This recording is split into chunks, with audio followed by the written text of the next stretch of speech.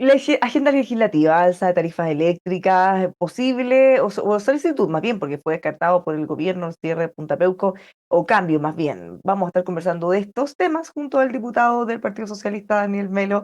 ¿Cómo está, diputado? Buenas tardes. Hola Bárbara, gracias por la invitación. Partamos por un tema, bueno, ustedes habían solicitado que se modificara el penal Punta Peuco, que pudieran ahí ingresar mujeres embarazadas eventualmente. El gobierno ha descartado por completo esa idea. ¿Queda ahí? ¿Van a seguir intentándolo de alguna otra forma? Bueno, lo primero es que queremos hacer un llamado al gobierno a reconsiderar esta decisión de no insistir en el cierre de Punta Peuco. Esto es parte del programa de gobierno del presidente Boric. Creemos que es importante insistir en esta medida por una cuestión de principio. No pueden existir cárceles tipo A o B, dependiendo, ¿no es cierto?, del tipo de reo. Acá hay un problema de fondo, ¿ya? Hay violadores de derechos humanos por crímenes de lesa humanidad. Yo tengo la impresión de que así como se ha hecho con el penal de Colina 1, donde hay más de 170 eh, personas cumpliendo sus penas por este tipo de crímenes, perfectamente uno pudiera avanzar en el tiempo en el cierre de Punta Peuco. Por eso nosotros queremos hacer un llamado, al menos desde la bancada socialista al ministro, a reconsiderar esta medida. Bueno, el gobierno lo dio por cerrado, vamos a ver si ocurre alguna novedad en eso. Hay muchos problemas carcelarios, en realidad tenemos déficit tremendo, hacinamiento, falta de construcción, que lamentablemente esas son medidas a más mediano o largo plazo. En el corto ha sido complejo de abordar. Por cierto, si uno mira las cifras, por ejemplo, pasamos de tener el año 2022 de 42.000 personas recluidas en distintos centros penales en nuestro país, penitenciarios, a más de 56.000. Tenemos la cifra, de acuerdo a los datos que entregaba el propio ministro Cordero, más altos de toda la historia de Chile. Y por lo tanto, efectivamente, hay que hacer un esfuerzo mayor desde el punto de vista de poder contar con recintos que permitan, ¿no es cierto?, dar cuenta de esta nueva realidad. Esto es un problema no solo del actual gobierno, se arrastra de gobierno en gobierno, y sin duda, por ejemplo, en el caso de los terrenos cercanos al penal Punta Peuco, hay ahí varias hectáreas que compró el Estado de Chile hace años atrás, hoy día no están siendo utilizadas producto de problemas de urbanización, acceso de agua potable, ¿no es cierto? Entonces, hay decisiones que tiene que tomar el Estado, como bien tú planteas, Bárbara, con un proceso de planificación previa. Vamos a ver qué novedades podemos tener en esa materia. Pero ahora cambiándonos a otro que ha generado harto ruido, sobre todo en el oficialismo, el alza de las tarifas eléctricas. ¿Cómo están viendo ustedes las medidas que se están tomando? ¿Se está estudiando todavía qué subsidios se pueden dar? ¿A cuántas personas? A ver, lo primero, nosotros desde la bancada socialista queremos ser parte de la solución de los problemas, más que de la crítica permanente a una situación que fue decidida en el gobierno anterior, ¿ya? En el congelamiento, ¿no es cierto?, de las tarifas eléctricas. Y este gobierno tuvo que tomar la decisión a propósito de los más de 6.000 millones de dólares de deuda que existen con las empresas eléctricas, qué era lo responsable hacer. ¿Ya? Yo entiendo esa decisión del gobierno. El punto es, ¿cómo hacemos para que el impacto del alza de las cuentas de la luz no perjudique a los sectores de menos ingresos, a las familias de clase media y, por cierto, también a las pymes? Entonces, hay que tomar decisiones. Nosotros colaboramos en este sentido con el gobierno en aprobar esta medida mayoritariamente, eh, así como también la creación de subsidio eléctrico, así como también se cuenta un subsidio para el agua potable, a propósito del subsidio eléctrico, y nosotros esperamos y valoramos que el gobierno lo vaya a aplicar, porque esa es la propuesta inicial del Ejecutivo, con el ingreso de un nuevo proyecto de ley, pero además nosotros hicimos un planteamiento, la puntual. Hay más de 600.000 hogares, familias, que están morosos y que, producto de un requisito que tiene la ley, no podrían acceder al subsidio. Entonces, también creemos que hay que eximir a estos hogares que tienen estas deudas para que efectivamente este subsidio pueda llegar a todas las familias chilenas que lo requieren y que lo necesitan. Diputado, ¿usted cómo votó cuando se votó este proyecto de congelar las tarifas en el gobierno anterior? Yo no estaba en el Ah, no había Parlamento, llegado la todavía, verdad, ya, porque no había llegado. No. Claro, porque Yo lo entiendo, no, o sea, la pero pregunta entiendo es que qué esto es una hacen. discusión transversal, ¿ya? O sea, Sí, pues, no de se hecho había reserva mucha presión al gobierno, porque obviamente para que se congelen las tarifas hay muchas presiones al gobierno de turno, el que sea, pero para que se descongelen, las presiones son a que no lo hagan. Entonces, para los gobiernos debe ser muy complejo, incluyendo este, que es el que le tocó asumir lo impopular que es corregir esta medida. cierto. Por eso que nosotros tenemos una visión crítica respecto, por ejemplo, a las peticiones de interpelación que está haciendo la oposición respecto a el ministro Pardo.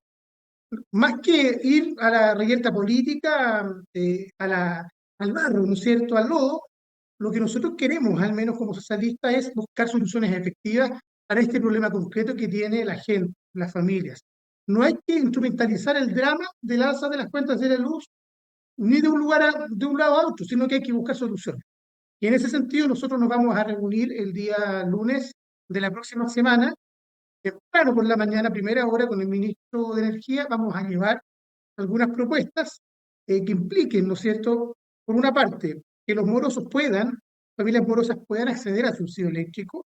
Segundo, vamos a llevar nuestro respaldo a esta medida que está planteando el gobierno de triplicar, ¿no es cierto?, la cobertura del subsidio eléctrico. Ya creemos que eso también es muy importante. Y ver, a propósito de lo que va a ocurrir con el IVA, que es posible también poder ampliar aún más, ¿no es cierto?, a más familias chilenas para que el alza de las cuentas de la luz no tenga un impacto como el que va a tener. O sea, pero se ha planteado también posponerlo, algunos dicen para los meses ya en que se esté acabando el invierno y no sea tan fuerte, otros dicen, bueno, llegarse justo después de las elecciones. Es complejo abordar estos temas en medio o a puertas de una elección tan importante como las municipales y de gobernadores. Que no, hay que sacarlo de la contienda política y electoral. Acá el problema central lo tienen las familias chilenas, indistintamente del color político que sea. Por lo tanto, el gobierno, el parlamento tiene que buscar una solución en conjunto a este problema real. Si es antes de las elecciones, ojalá, mientras antes sea mejor. Ya, si uno pudiera suspender, por ejemplo, el cobro, sobre todo pensando en la época de invierno, que es donde las familias chilenas, que todos ocupamos mucha más energía para calefaccionarnos, por ejemplo. Ojalá pudiera ser así, pero hay que buscar las medidas que sean efectivas. Yo la verdad es que, claro, tenemos una elección en el mes de octubre, pero no por eso, como en otras materias, la oposición le tiene que negar la salida al gobierno. Hay que buscar soluciones. Para eso, al menos, la bancada socialista va a colaborar y contribuir, como lo hemos hecho, de cara a la ciudadanía, tomando decisiones muchas veces que son impopulares, pero hay que avanzar, no podemos dejar a las familias chilenas solas. Diputado, la comisión técnica, la mesa técnica de la reforma de pensiones, que estaban esperando para saber cómo avanzar, no llegó a acuerdo. ¿Qué viene ahora? Esto puede ser un balde de agua fría o puede ser una oportunidad para sacar posiciones. El ministro Marcel dice que la próxima semana es clave. ¿Cómo lo ven ustedes? Mira, lamentamos que después de todo este tiempo eh, no exista una visión común para poder responder al drama de las pensiones de los chilenos. ¿Ya? Porque los chilenos están hoy día pidiendo con urgencia un cambio al sistema de pensiones. Primero, para que mejoren las pensiones de los actuales jubilados. Y segundo, para que los actuales trabajadores y trabajadoras en el futuro tengan pensiones dignas y justas. Y para eso no podemos seguir haciendo lo mismo de siempre. O sea, esta posición, que a rato es bien ortodoxa, de todo el porcentaje nuevo, ¿no es cierto?, de cotización, que vaya directamente a las AFPs, bueno, vamos a tener el mismo resultado. Entonces, yo lamento la verdad que esta instancia técnica no tenga la capacidad de ponerse de acuerdo en algunas cosas que son comunes. Y en ese sentido, yo creo que la derecha tiene que responder a los chilenos. ¿Va a seguir obstruyendo el avance de esta importante reforma o efectivamente se va a abrir, ¿no es cierto?, a buscar fórmulas de solución que permitan mejorar las pensiones de los chilenos como lo estamos esperando hace tanto tiempo? Es complejo abordar esto porque se había hecho una propuesta en la Convención Constitucional y se rechazó. Entonces la derecha puede decir, o la oposición, bueno, esa idea la gente no la quiere. Entonces lo que ellos están haciendo ahora es resguardar los ahorros de los chilenos, palabras de ellos. Porque ustedes dicen hay que emplazar a la derecha, capaz que la gente está más conforme con lo que plantean ellos que con lo que están planteando en una parte de reparto, por ejemplo. Lo que pasa es que hay un porcentaje que es más que de reparto, ojo, lo que estamos planteando es tener un sistema de provisión mixto, ¿ya? Si un 2% te permite de manera solidaria distribuir esos recursos para tener el financiamiento que corresponda, para aumentar las pensiones de los actuales jubilados, la verdad es que cuando uno te lo explica en la conversación con los adultos mayores, en el caso de mi distrito, en el sector sur de Santiago, la gente lo entiende perfectamente en El Bosque, en San Ramón, en Pedro Aguirre Cerda. Lo que pasa es que ¿Ya? o sea, es evidente que los adultos mayores pueden entender que si toman ahorros de otras personas para repartírselos a ellos y aumentar sus pensiones ahora van a estar de acuerdo. El problema es toda la gente que está ahorrando y que expertos les dicen que cuando les toque a ellos no van a haber recursos para repartir en su propia pensión. Ahí está el problema, porque evidentemente que los que reciben pensiones ahora que es muy baja van a querer que se la suban a toda costa, sea como sea la fórmula que se implique. Si uno, por ejemplo, invierte el razonamiento que tú planteas, Bárbara, y todos los recursos van a la cotización individual, ¿qué es lo que va a ocurrir aquí? Vamos a tener exactamente el mismo resultado y a las millones de personas que hoy día requieren que sus pensiones crezcan hoy en la actualidad, van a quedar mirando, ¿no es cierto?, eh, desde la ventana. ¿Cómo A menos pasa que esto en aumenten el la tiempo? PGU u otro mecanismo, claro. Sí, lo que pasa es que la PGU, que es el fruto además del esfuerzo del primer gobierno de la presidenta Bachelet con la pensión básica solidaria, y después esto lo complementa el presidente Piñera, y nosotros también colaboramos y contribuimos con esa base porque nos parece que es importante, es el esfuerzo que también está haciendo el Estado. ¿Ya? Yo creo que nadie pone en cuestión que crezca la PGU. El punto es qué es lo que ocurre con el gran segmento de las otras personas que están jubiladas y que lamentablemente, con estas visiones inclusionistas de negar la sal y el agua al gobierno en materia de reformas sociales, como es el caso de las pensiones, de parte de la derecha, eh, ese es el efecto concreto. Ese es el punto, el problemático que tenemos lamentablemente hoy. Entonces, yo tengo la impresión de que la ministra Jara en particular ha jugado un rol importante, ha dialogado, ha tratado de conversar con todo el mundo, ¿ya? Y por lo tanto, creo que hemos llegado a un punto en el cual la gente tiene que saber en su casa quiénes están por mejorar las pensiones hoy para los actuales jubilados y también para las y los trabajadores en el futuro, y quiénes quieren que siga operando el actual sistema como lo hemos conocido los últimos 40 años en nuestro país. El Ese es problema el es que, punto de fondo. el problema es que hay expertos como Josep Ramos que dicen que esta propuesta empobrece más a los trabajadores en el futuro. Entonces, no hay consenso en que va a aumentar las pensiones de ahora y las de después. Por eso Bueno, ahora pero eso es estamos todos parte, esperando lo que digan los técnicos en este informe, que más encima no se pusieron de acuerdo. bueno, si los técnicos no se ponen de acuerdo, es porque no necesariamente una u otra visión es favorable. Yo tengo la impresión de que al menos nosotros hemos cedido en nuestras posiciones. Piensa lo que planteábamos en un principio, cuál era el porcentaje de solidaridad. ¿Ya? No estamos hablando cosas tampoco de otro mundo, ¿ah? Porque piensa en lo que se aprobó en el segundo gobierno del presidente Piñera, que era una Claro. propuesta que planteaba 3 para solidaridad y 3% para capitalización individual. No, no había PGU en esa Entonces, época, sí. perdón, No estaba la PGU todavía instaurada. pues, ese es el argumento que tiene en este caso sectores de la oposición para oponerse hoy día a su propia propuesta. Entonces, claro, eh, dependiendo del contexto, al parecer, uno se enamora más o menos de la propuesta. Acá lo importante es, sin duda, que pensemos en los chilenos. ¿Cómo mejoramos las pensiones? ¿Cuál es el mejor sistema para que eso ocurra? Es claro que el actual sistema de AFP, como lo conocimos, ha fracasado porque entrega pensiones de miseria. Eso es real. Sin el esfuerzo que ha hecho el Estado de Chile, sucesivos gobiernos, partiendo por el gobierno de la presidenta Bachelet en su primer mandato, con la pensión básica. Luego lo que hizo el presidente Piñera, porque es importante también reconocer los esfuerzos que han hecho los distintos gobiernos para crear y mejorar la PGU. Sin ese esfuerzo, la verdad es que tendríamos peores condiciones para enfrentar este debate. Hagamos el debate de fondo, mejoremos el sistema. Yo tengo la impresión de que eso se puede lograr si se piensa en los chilenos y menos en defender los intereses de esta industria que a todas luces ha fracasado.